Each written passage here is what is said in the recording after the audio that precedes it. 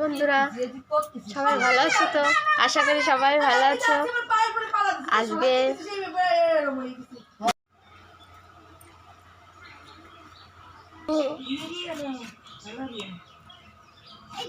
শানুরূপ করা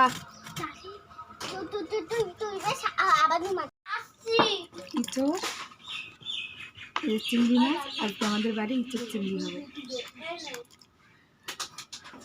আদা রসুন লঙ্কা, আদা রসুন শুকনো লঙ্কা,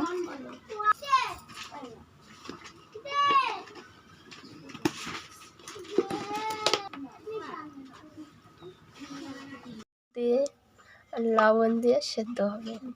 লবণ দিয়ে সেদ্ধ হবে, জল দিয়ে সেদ্ধ হবে। এখন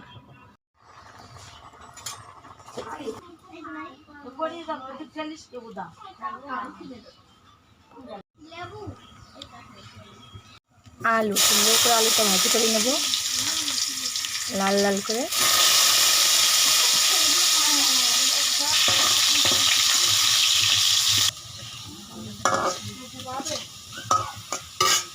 লাল লাল করে ভাজা হয়ে গেছে, এখন নামিয়ে নেব। চিংড়ি মাছটা ভেজে নেব। জিরে, পেঁয়াজ, মশলা, লবণ, হলুদ। মশলা কষানো হয়ে গেছে, তেল ছেড়ে দিয়েছে। এখন এর ভিতরে কাঁঠাল ইঁচড় দিয়ে দেবো। সুন্দর করে আলুটা দিয়ে দিলাম,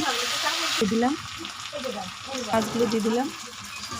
আলু কষানো হয়ে গেছে, একটু জল দিয়ে দেবো।